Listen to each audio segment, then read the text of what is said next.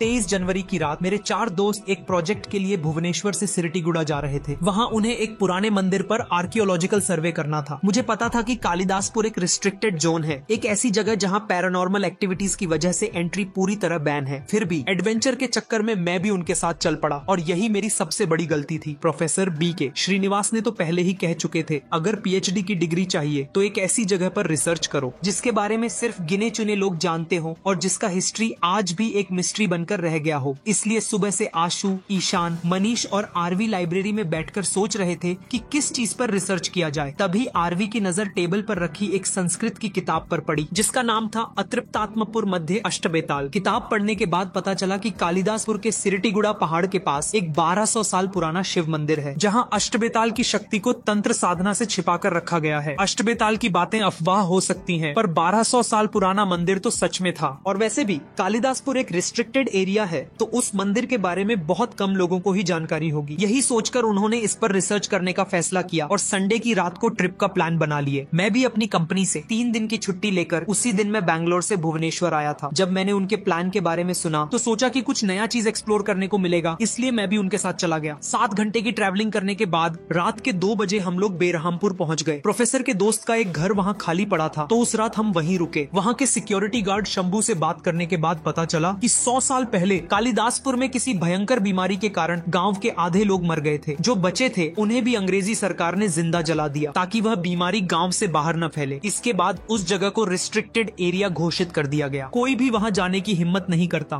क्योंकि लोगों का कहना है कि गांव के सभी मरे हुए लोगों की आत्माएं आज भी वहां भटक रही हैं। सुबह होने के बाद हम लोग सिरटीगुड़ा जाने के लिए निकल गए। प्रोफेसर ने पहले से ही सिरटीगुड़ा में एंट्री करने की परमिशन ले ली थी, लेकिन शर्त यह थी कि रात होने से पहले हमें वापस आना होगा। गार्ड ने सारे डॉक्यूमेंट्स देखने के बाद हमें अंदर जाने दिया। फोन में तो नेटवर्क नहीं था, इसलिए मैप और कंपास लेकर हम मंदिर ढूंढने में लग गए। कुछ देर चलने के बाद हमने जंगल पार किया और कालिदासपुर गांव में एंट्री किए। गांव को देखकर ऐसा बिल्कुल नहीं लग रहा था कि वहां कोई नहीं रहता होगा। जब हम गांव को पार करके मंदिर के पास पहुंचे तो हमें एक बूढ़ा आदमी दिखाई दिया जो अपने घर के बाहर खाना बना रहा था। यह देखकर हम सब आश्चर्य में पड़ गए। जहाँ लोग जाने से डरते हैं वहाँ यह आदमी अकेले रह रहा था। हम लोग यह बात जानने के लिए उनके पास गए और उनसे पूछताछ की। उन्होंने कहा, लोग इस जगह के बारे में जो भी बोल रहे हैं सब झूठ है। यह एक बहुत पुरानी कहानी है। 150 साल पहले एक ब्रह्म राक्षस ने गांव के मुखिया और उसके 4 दोस्तों को एक गलती की वजह से मार दिया था। उनकी आत्माएं इसी गांव में भटकती रहती थीं। जो भी रात के तीसरे प्रहर में घर से बाहर निकलता वे आत्माएं हमें मुक्ति चाहिए कहकर उसे मार देते थे। इसी कारण मुखिया का परिवार गाँव छोड़कर चला गया और धीरे धीरे आधा गाँव खाली हो गया। फिर मेरे पिता विक्रम ने मुखिया और उसके दोस्तों के मृत शरीर को जलाकर उनकी अस्थियों में उन 5 आत्माओं को कैद करके मंदिर के नीचे बने गुप्त कक्ष में रख दिया। इसके बाद सब कुछ ठीक हो गया। बहुत साल बीत गए और विक्रम भी बूढ़ा होकर मर गया। मरने से पहले उन्होंने मुझे कहा था, अगर ये आत्माएं कभी बाहर आ गईं, तो इन्हें गांव के बाहर मत जाने देना। जब तक मंदिर में पूजा होती रहेगी तब तक ये आत्माएं गांव से बाहर नहीं जा पाएंगी, क्योंकि मंदिर के अंदर अष्टबेताल की शक्ति है जो इन्हें गांव से बाहर जाने नहीं देगी। विक्रम के मरने के बाद भी सब ठीक था, लेकिन कुछ साल बाद 4 सरकारी अधिकारी यहाँ आए। उन्हें मंदिर के इतिहास के बारे में जानना था। उन्हें लगा कि वहाँ कोई खजाना छिपा हो सकता है, इसलिए उन्होंने गुप्त कक्ष को खोल दिया। इसके बाद सब कुछ फिर से शुरू हो गया। गांव को बचाने वाला कोई नहीं था, इसलिए सब लोग गांव छोड़कर चले गए। मैं ही अकेला यहाँ मंदिर में पूजा करने के लिए रुक गया ताकि ये आत्माएं गांव से बाहर न जाएं। मैं विक्रम का बेटा हूँ, इसलिए वे मेरा कुछ नहीं कर सकते, लेकिन अगर तुम्हें जिंदा रहना है तो यहाँ से तुरंत चले जाओ।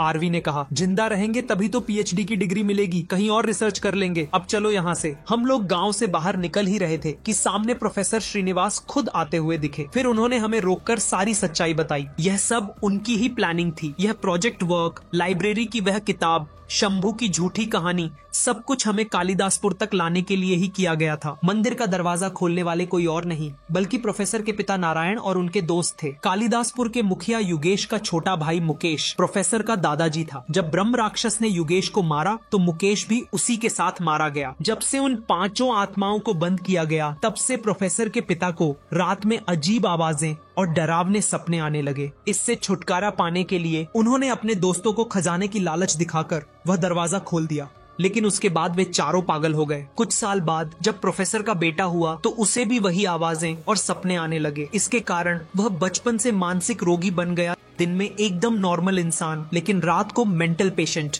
इसीलिए बीते 20 सालों से उसने कभी भी रात में घर से बाहर कदम नहीं रखा। रात में उसे एक कमरे में बंद कर दिया जाता था और वह कमरे के अंदर राक्षस की तरह चीखता चिल्लाता रहता था। प्रोफेसर ने कई सालों तक रिसर्च करने के बाद पता लगाया कि इस समस्या का सिर्फ एक ही समाधान है, उन 5 आत्माओं की मुक्ति। इसके लिए उन्हीं 5 आत्माओं के वंशजों को गुप्त कक्ष में बंद अस्थियों को पवित्र नदी में विसर्जित करना पड़ेगा। लेकिन यह सिर्फ उसी दिन संभव होगा जब आसमान में 9 ग्रह एक ही लाइन में होंगे। ऐसा संयोग 144 साल में सिर्फ एक बार आता है और उसी साल महाकुंभ मेला होता है, जब महाकुंभ का पवित्र जल गंगा से बहकर सिरटीगुड़ा नदी में प्रवेश करेगा और उस जल में अस्थियों का विसर्जन किया जाएगा।